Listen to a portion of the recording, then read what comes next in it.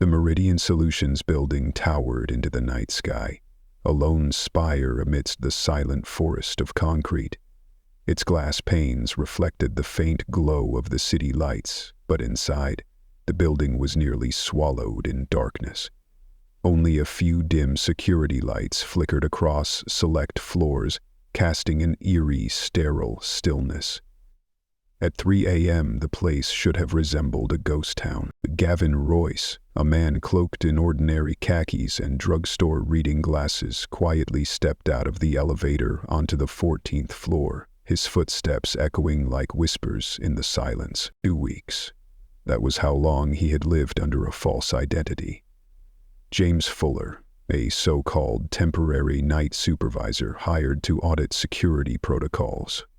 In that role, Gavin had stripped himself of all pretense, from fine tailored suits to cheap digital watches, from executive presence to humble anonymity. No one, not even the executive board, suspected that this modest, polite man was the founder of Meridian Solutions, the tech empire that began in his garage and rose to dominate the industry. Once, Gavin had been the embodiment of confidence and authority, but recently, something had shifted. He couldn't ignore the whispers from departing employees, strange anomalies in financial reports, and a subtle but unmistakable change in the culture of the company he once called his life's mission. He recalled his father's words, "Trust, but always verify." Tonight, he was here to verify. Walking through the cold hallway, Gavin checked his watch. 3:12 a.m. By now, the cleaning crew should have been on this floor. A rolling cart's squeak, the low hum of a vacuum, anything would signal activity. But there was nothing, just the steady hum of the HVAC system. He turned into the main office area and stopped. A janitor's cart stood abandoned by the water cooler, bottles and rags untouched. A half-filled trash bag drooped over the side. Gavin frowned. The maintenance report claimed the floor had been fully cleaned. So what was happening here? At the far end of the office, a faint computer glow spilled through the cubicle dividers. Moving like a shadow, Gavin crept forward. He paused behind a tall filing cabinet and peeked around the corner, and there he saw him, a middle-aged man in a gray maintenance uniform, badge dangling from his lanyard. Marco Bennett. The name stirred recognition. Gavin had passed him in the hallways before, exchanging forgettable nods, a background face in a bustling company. But what Marco was doing now was anything but forgettable. Marco was working on a computer, one that wasn't supposed to be on at this hour. His fingers danced across the keyboard with alarming speed, navigating confidential directories with the ease of someone who knew them intimately. Next to him sat a stack of papers, some untouched, others meticulously pieced together from shredded scraps, like a puzzle solved with tape and patience. Gavin held his breath, eyes locked on every motion. Marco pulled a USB drive from his pocket, hesitated for a split second, then plugged it in.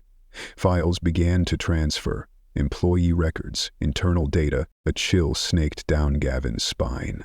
Was this corporate espionage, or a disgruntled employee collecting ammunition for a lawsuit?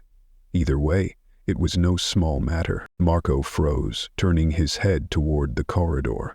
Gavin ducked quickly behind the cabinet, heart pounding. After a few tense seconds, the typing resumed. Regaining composure, Gavin pulled out his phone, activated the camera, and carefully angled it around the corner to capture the scene. The computer screen, the documents, Marco's focused expression, anger, betrayal, fear.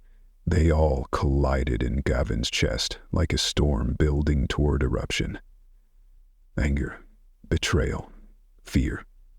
They all collided in Gavin's chest like a knife. On the screen, a spreadsheet appeared. One unlike any standard template at Meridian. Hundreds of entries, categorized, color-coded, annotated with precision. This wasn't a rushed data grab. It was the work of someone who had been collecting information for months, perhaps years. Marco glanced at his watch, then began closing windows and wiping traces of his activity with practiced precision. He logged out, removed the drive, collected the papers into a manila folder, and tucked it inside his uniform jacket. Everything about it felt ritualistic. Gavin shrank deeper into the shadows. Marco's every move now screamed intent. Not the actions of a petty thief, but of someone operating under an organized, deliberate mission. Marco stood, stretched, and returned to his cart. Moments later, he was back to his duties, pushing the cart to the next section as if nothing unusual had happened. Gavin stepped out once Marco had vanished. He walked slowly to the now blank computer. The login screen was all that remained, no evidence of what had just occurred. But Gavin knew what he saw, and that knowledge unleashed a torrent of questions, each more dangerous than the last. He couldn't report this, not yet. He needed the full picture before making any moves. If this was truly a security breach, it wasn't a crack in the system. It was a fault line, one that could shake Meridian Solutions to its core. What Gavin didn't yet realize was that he had only just touched the surface. The moment he chose to descend into the shadows of the company he built was the moment he lit the fuse on a reckoning far larger than he imagined. 3 days later, a downtown cafe bustled with lunchtime chatter, offering Gavin a perfect veil of anonymity. He sat in a back corner, laptop open, eyes scanning every line of data, like a hunter reading tracks. Outside his night shift persona, Gavin had poured every waking hour into investigating Marco Bennett. The file in front of him looked ordinary. Marco, 42 years old, former night shift administrative assistant, bachelor's degree in business administration from a local college, employed at Meridian for 5 years. No complaints, no disciplinary actions. But then, a detail made Gavin's brow tighten. 18 months ago, Marco requested a voluntary transfer to janitorial work, a steep downgrade in both position and pay. The official reason? Preferred physical labor. No one did that without a deeper reason. No one traded stability for silence unless they were hiding something bigger. Gavin began pulling employee turnover statistics from the last 2 years.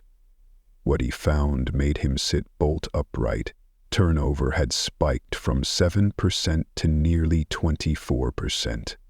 Nearly 50 employees, many longtime staffers with clean records, had either resigned or been dismissed. He opened several exit interviews at random. The language was nearly identical across them all. Pursuing new opportunities, personal reasons, no issues with management, and too consistent, too sterile. Real people didn't talk like corporate PR script. His phone vibrated. A text from Lena Trass, a young HR analyst he'd carefully approached the day before. During a chance break-room chat, he had dropped hints about the discrepancies he was noticing. Her message was brief. Storage room B, basement, 2 p.m. The basement was cold and reeked of industrial disinfectant. Lena stood by a row of metal shelves, arms tightly crossed over her chest. At 29, she was known for her confident demeanor, but today her eyes darted nervously, her voice hushed. "We shouldn't be seen together," she said without preamble. Gavin, still James Fuller to her, nodded. "I need to know what's really going on here." Lena let out a dry, bitter laugh, a sound stripped of the easy confidence she usually carried. "What's happening," she said quietly, "is a systematic erasure of every employee concern. Complaints disappear. Safety violations never acknowledged. Everything's being manipulated by an invisible hand, and I'm convinced that hand belongs to Yvonne. Everything just vanishes," Lena continued, her eyes heavy with exhaustion and bitterness. Yvonne's so-called perfect culture campaign? It's nothing more than a fresh coat of gloss over a rotten wall. She's not building culture. She's scrubbing away the truth. She led Gavin to a dusty shelving unit, rows of identical boxes stacked neatly, as if nothing were amiss. But when she pulled one down, opened the lid and pointed to the contents, her voice dropped. "These aren't originals," Lena said, placing a small USB drive in Gavin's hand. "I've been quietly backing up copies for months. Look at the timestamps. Digital records are edited, hours or even days after submission. Exit interviews get sanitized. Whistleblower reports, gone without a trace." "But why?" Gavin asked, though a theory had already begun forming in his mind.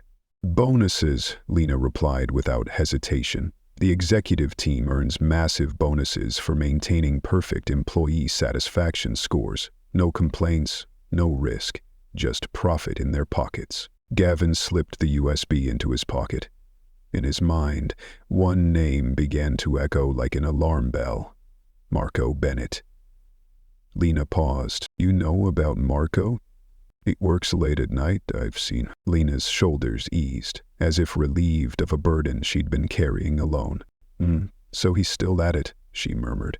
"Good. Marco used to be an administrative assistant in HR before Yvonne reassigned him. One night, he caught her altering records. Instead of firing him and risking suspicion, she buried him in a position no one would question. Janitorial staff. Gavin felt another piece of the puzzle click into place. But the story was far from over. "Marco knows everything," Lena whispered, glancing toward the hallway as if afraid someone might be listening. "He knows about the women who reported harassment and were quietly pushed out, the safety warnings ignored until someone got hurt, the racial discrimination complaints that disappeared overnight.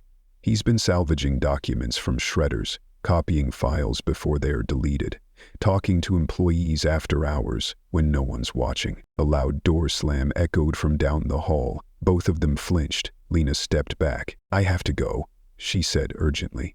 "Be careful who you trust. And if you're serious about this investigation, talk to Sandra Miyazaki. She was fired last month, officially, for performance issues."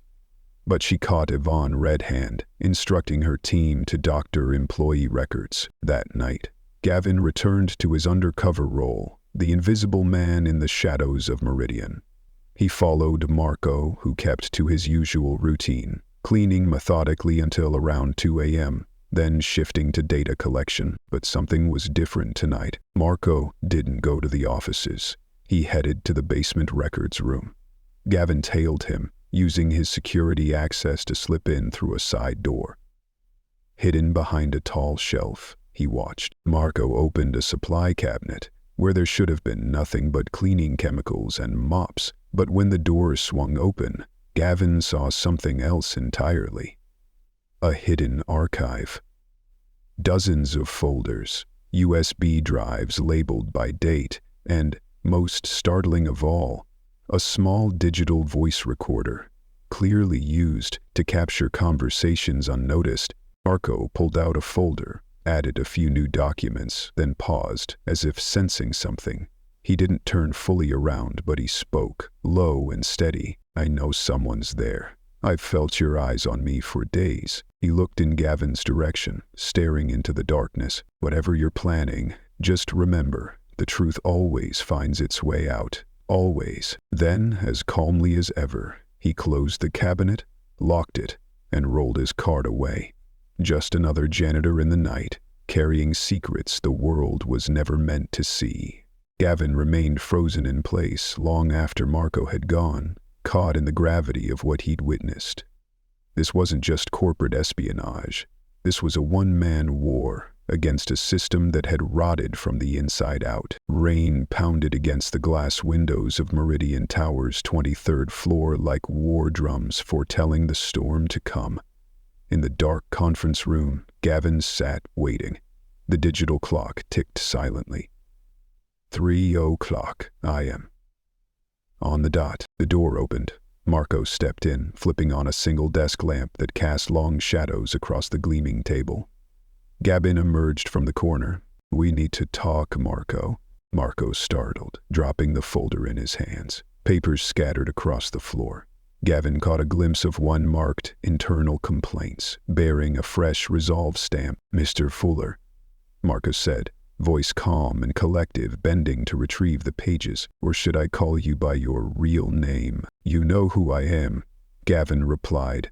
It wasn't a question. Marco nodded and straightened. "Gavin Royce, founder and majority shareholder of Meridian Solutions. I recognized you the first night, when you showed up pretending to be a quiet night supervisor." A faint smile tugged at the corner of Marco's mouth, but in his eyes was the storm that never passed. "That picture of you still hangs in the main lobby.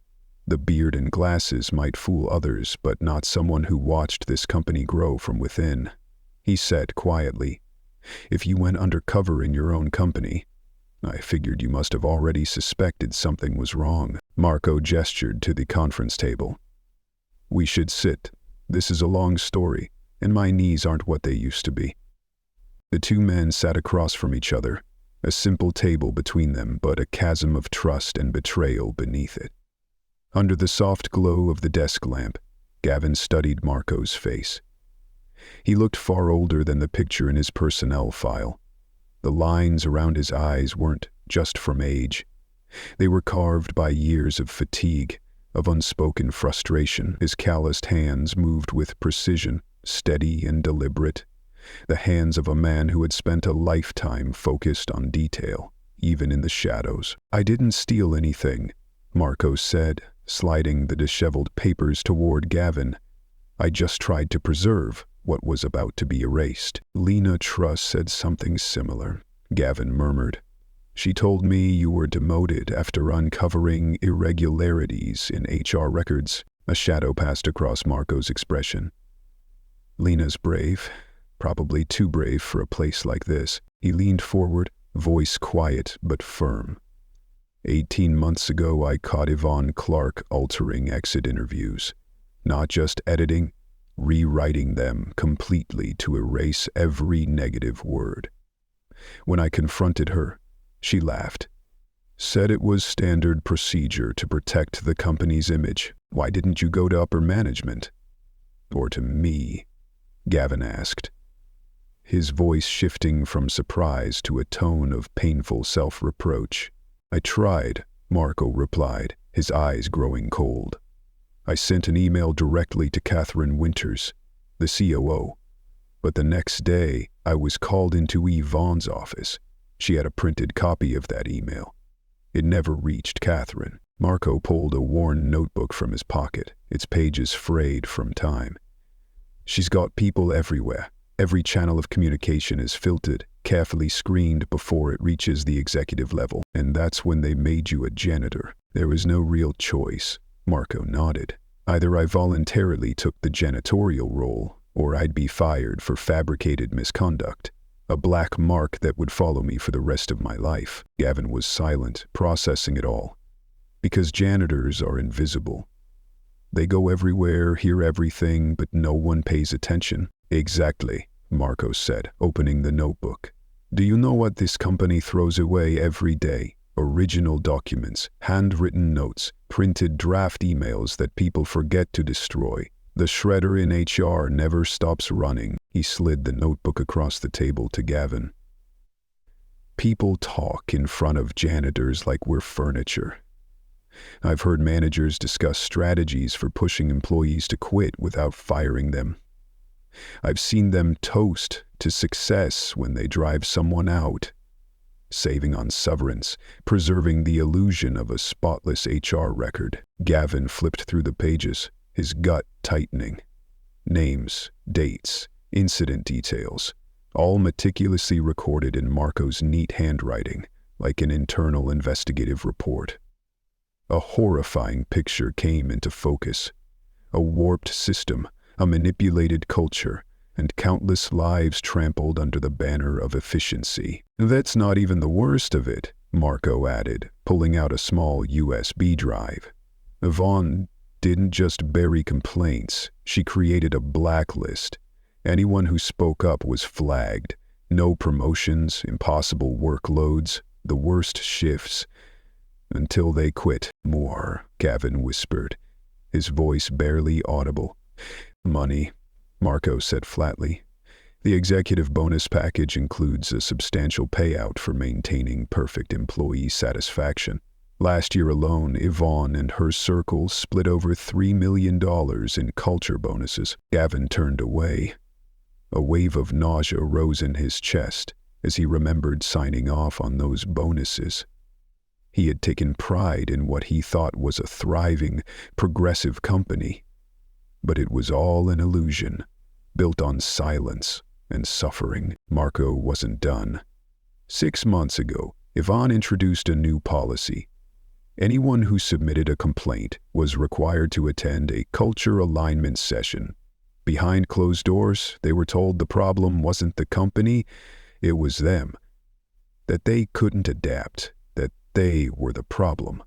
And after that, many left those rooms in tears, and those who kept speaking up, they disappeared. 48 people in just 18 months. All good people, they just wanted a safer, fairer workplace.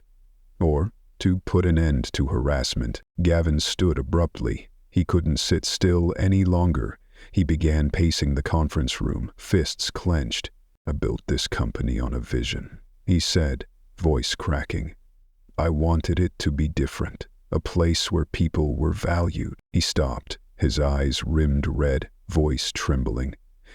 I trusted my team, and now I don't know how many people I've betrayed by staying blind. Marco watched him quietly. The founder once revered, now confronting the collapse of the very system he had created. So, what are you going to do? He asked, voice low, filled with cautious hope. Gavin turned, eyes sharper than they had been in years. First, I need every piece of evidence you have. Then we bring in allies. Lena, others.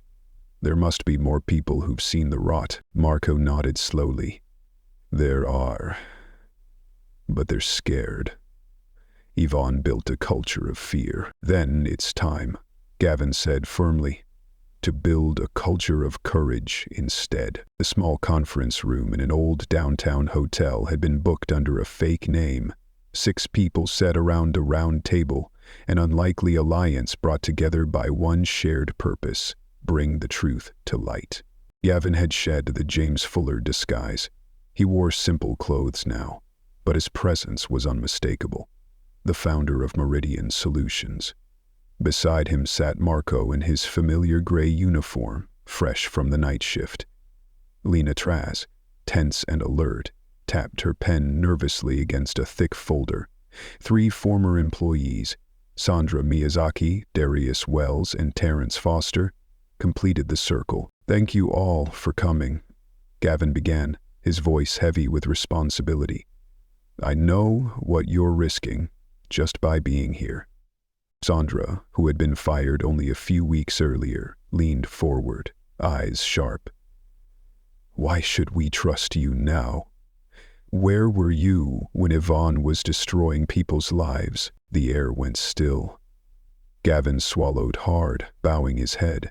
I was blind. I thought success meant everything was working. I failed.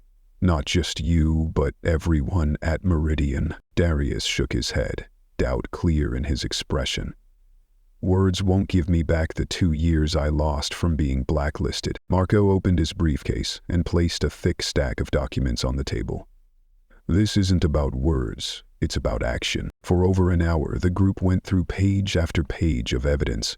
Tampered HR records, complaint reconstructed from shredded pieces, audio recordings of conversations where managers discussed how to quietly force out employees.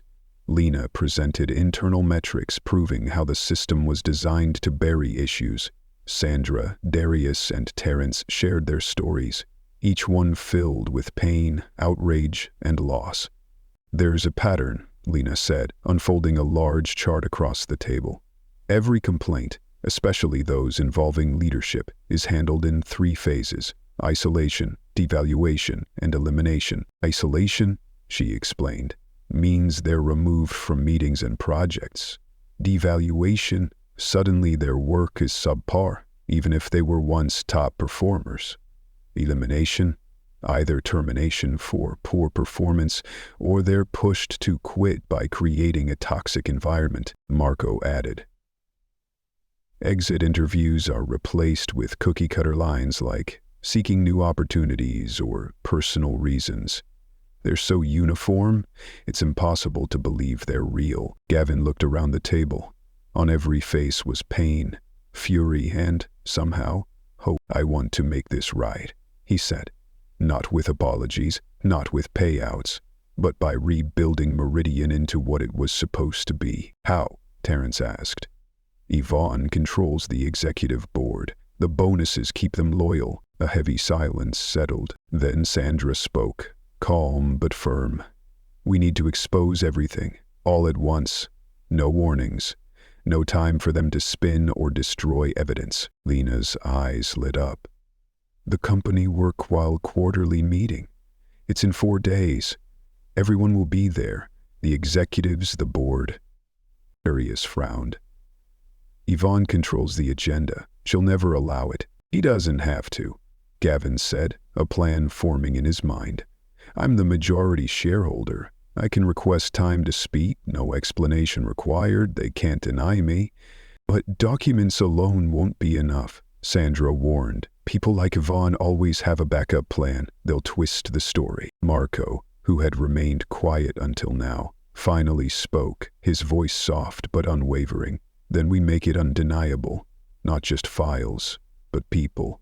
Living voices, one by one standing up in front of the entire company to tell the truth. Who would dare to do that? Terrence asked. We've moved on. Speaking out would mark us as troublemakers in the industry. A voice came from the doorway. I will. Everyone turned. Standing there was Eliza Chen, Meridian's former marketing director, who had abruptly resigned 6 months earlier. Behind her were 4 familiar faces, former employees, who had quietly vanished from the company. We heard about your plan, Eliza said as she stepped into the room, and we want in. By midnight, the plan had evolved into a full-scale operation. Marco proposed creating a secure digital repository where all the evidence would be released simultaneously, giving every employee access during the meeting. Lena, with her HR system privileges, would ensure that happened. The altered records won't be able to be tampered with once the accusations go live, Marco said as the meeting wrapped. Sandra, drawing from her IT background, took responsibility for securing all internal communications, shielding the group from Yvonne Clark's surveillance. But there's still one problem, Darius said, his voice echoing through the nearly empty room. What happens after the confrontation? Corporate memory is short. Executives resign with golden parachutes. Policies get rewritten. But the culture stays rotten. Gavin nodded, the thoughts spinning in his mind like a storm. We need structural change, he replied. Something that will fundamentally shift how power operates at Meridian. Marco spoke quietly, but his idea rang out like a bell. An employee advocacy division, completely independent from HR, reporting directly to the board, with real authority to investigate complaints without fear of retaliation. The room fell silent. Then heads slowly began to nod. The idea wasn't just logical. It was what Meridian had never dared to build. The final hour of the meeting was spent designing the framework, how the division would operate, who would lead it, and how to guarantee its independence from manipulation. As the meeting broke up, Eliza approached Gavin. Her eyes no longer carried the disappointment of a former employee, but the conviction of someone who believed in a new future. You realize, she said, this could change everything. Not just at Meridian, but across the industry if it works. It has to work, Gavin said firmly.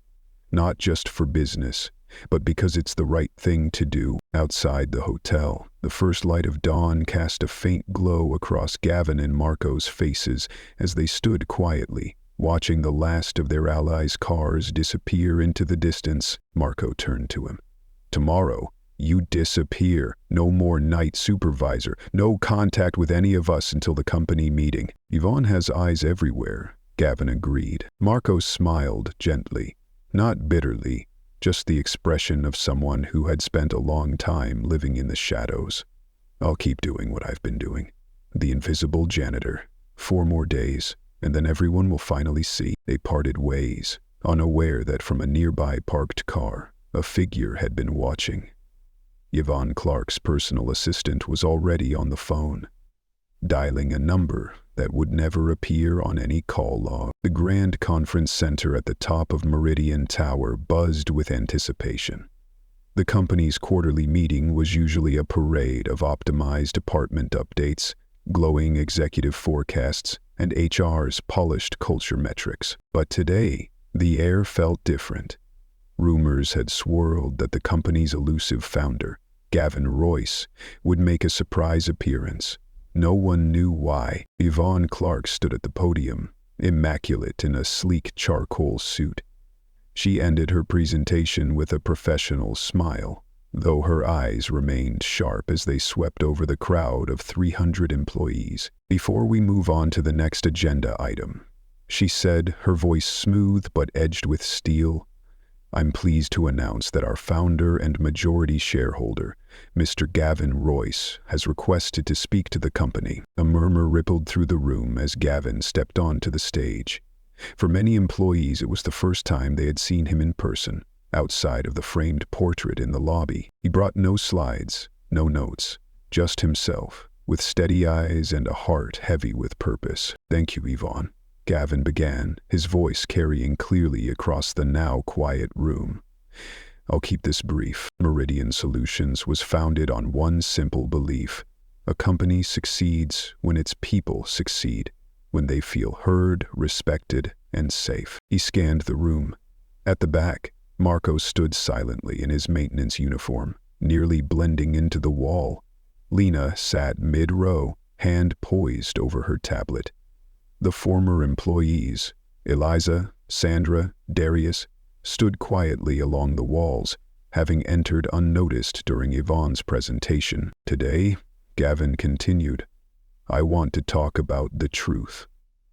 The gap between what we say we are and what we've actually become." Yvonne's expression barely shifted, but her lips tightened.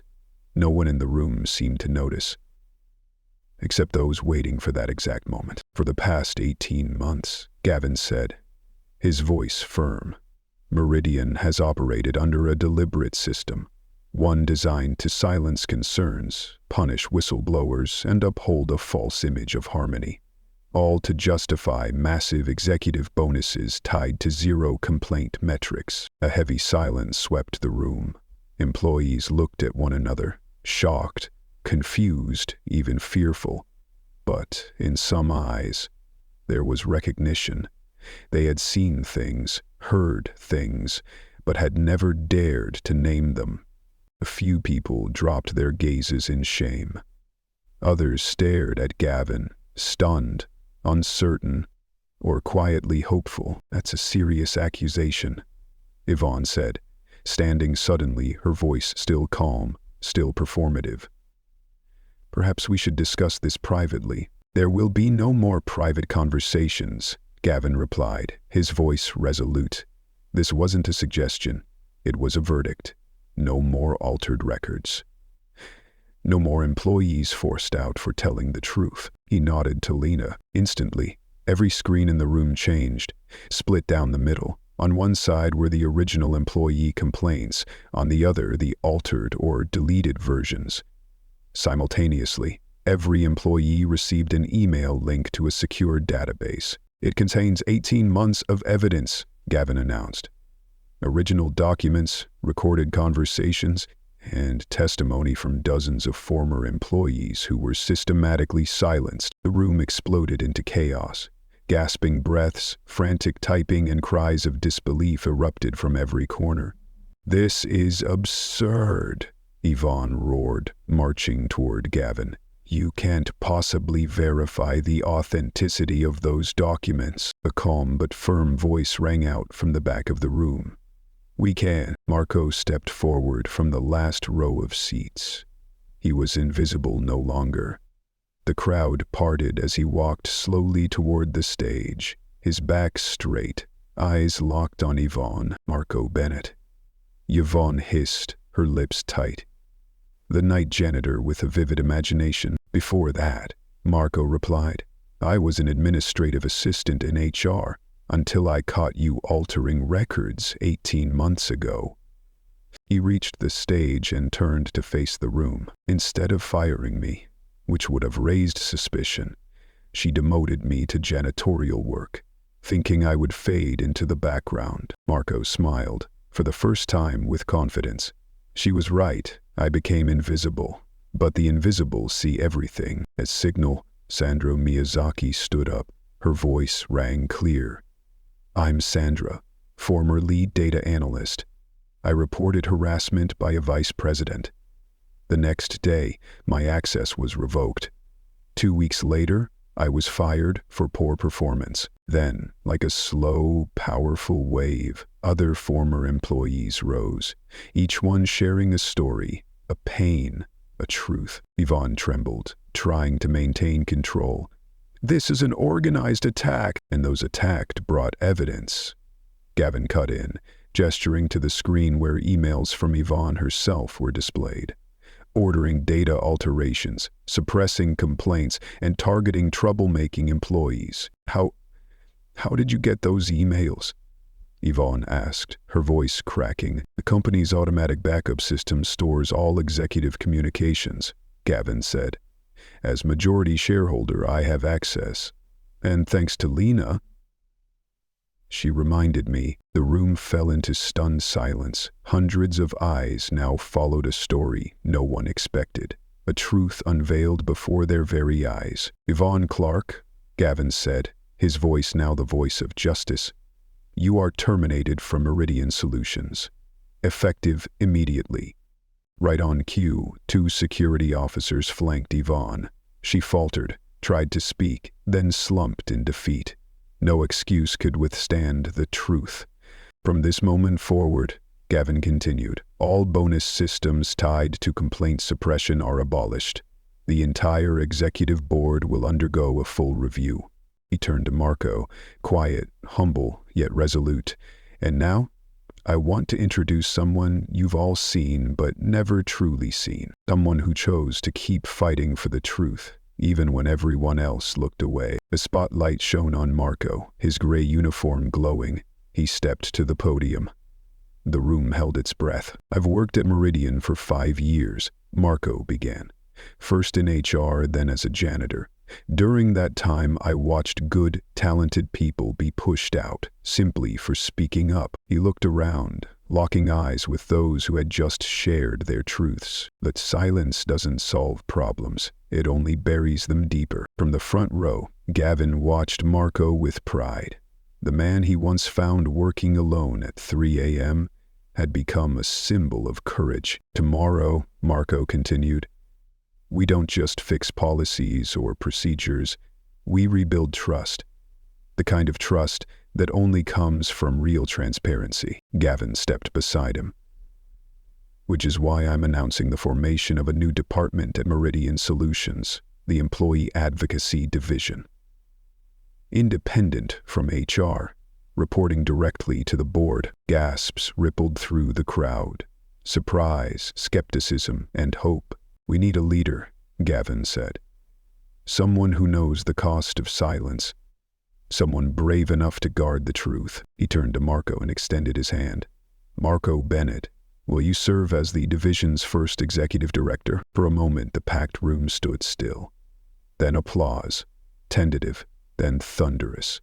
People rose to their feet in recognition of a hero who had once been invisible. Marco looked around, eyes shimmering but strong.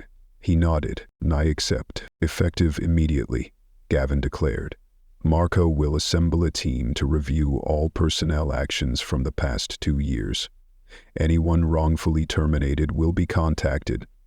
Employees who faced retaliation would be reinstated or compensated. Records of those who had spoken up would be cleared, their careers set back on course. No more coerced silence masquerading as perfect culture. In the days that followed, Meridian Solutions underwent a transformation unlike anything in its history.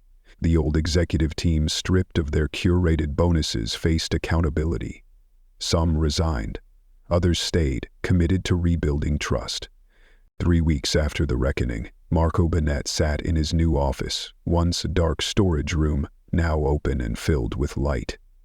The walls were lined with photos of Meridian employees, past and present, a moving reminder that every person is a story, not a statistic. A soft knock broke his thoughts.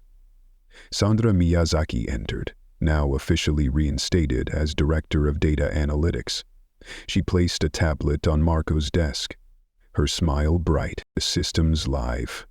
The anonymous feedback portal. Employees can speak up without fear. Every report is tracked and transparently resolved. And the backups? Marco asked. Triple redundant. No more accidental loss. From the doorway, Lena Traz added with a grin. Training on misconduct reporting starts tomorrow. 90% sign-up so far. Marco nodded. And the special project? Lena handed him a folder. The Industry Accountability Initiative launches next month. 5 companies have already signed on to our transparency framework. That initiative, Marco's idea, would take Meridian's reform beyond its walls, into an industry-wide movement. What began as one man's lonely crusade was becoming a powerful collective voice. That evening, Marco returned to the conference room, the place where Yvonne Clark fell and a new era began.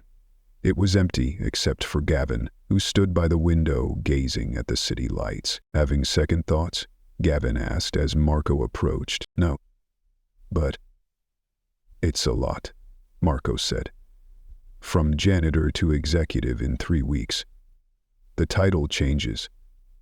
The person doesn't. Gavin turned and smiled. You've always been a leader, Marco. You just needed the stage. They stood in silence for a moment, bonded by all they had endured. Finally, Gavin asked, all those nights gathering evidence alone in the dark, did you ever think about quitting? What kept you going? Marco took a long breath before answering. When I was a kid, my father worked in a factory with constant safety violations. He reported them again and again. One day, there was an accident. 3 people died, including him.